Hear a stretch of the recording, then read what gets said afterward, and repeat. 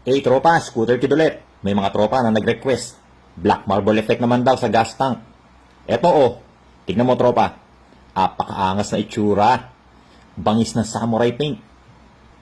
Kung interesado kang malaman kung paano ko ginawa ito at kung anong mga kulay na samurai paint ang ginamit natin, panoorin yung buong video tropa.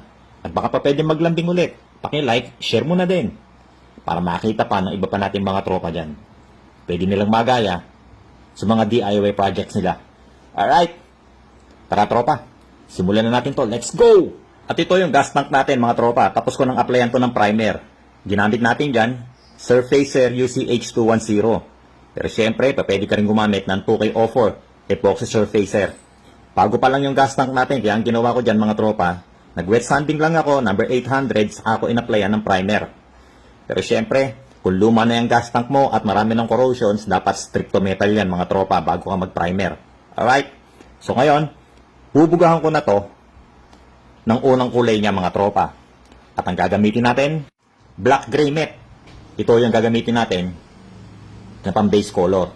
So ang code ng black gray matte, K414. At syempre, pinatuyo natin mabuti yung ibinuga natin na black gray matte.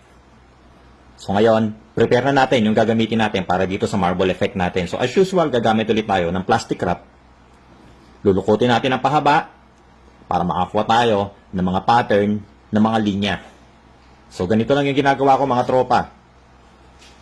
Actually, basic na to sa inyo. Yakang-yakan nyo na to. Napakarami na natin videos na ginawa na marble effect na ganito yung sistema or ganito yung procedure.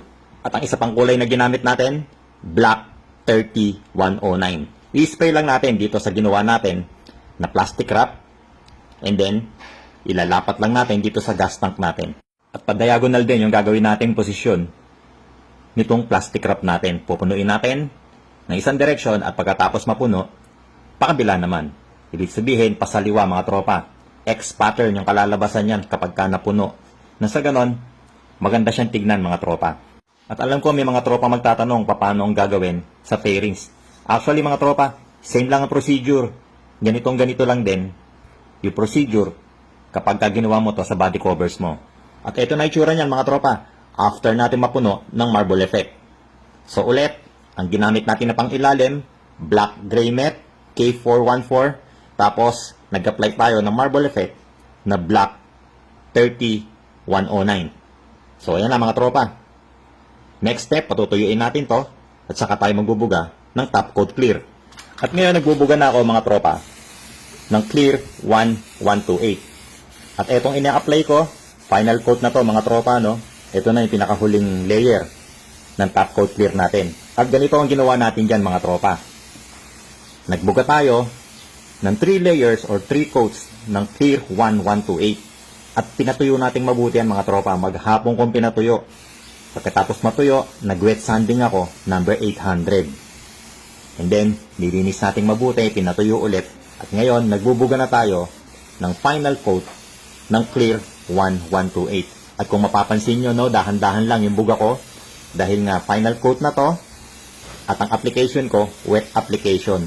Para makakuha tayo ng magandang kintab ng top coat clear natin.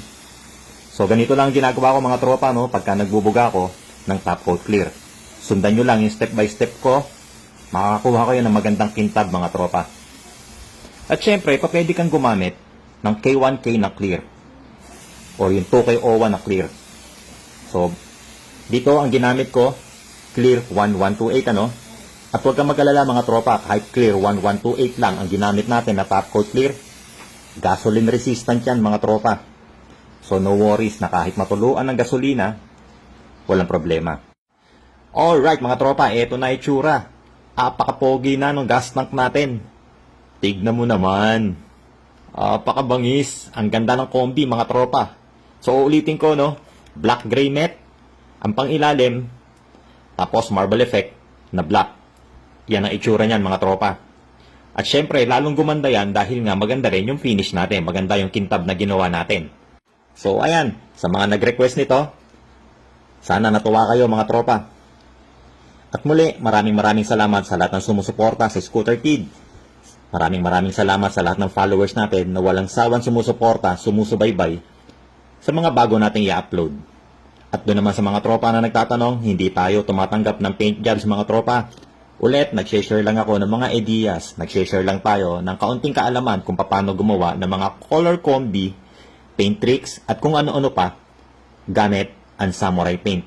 At syempre, maraming salamat sa Samurai Paint Philippines. Maraming salamat mga boss. So, paano mga tropa? Kita-kits na naman tayo next video. Ride safe palagi. Peace!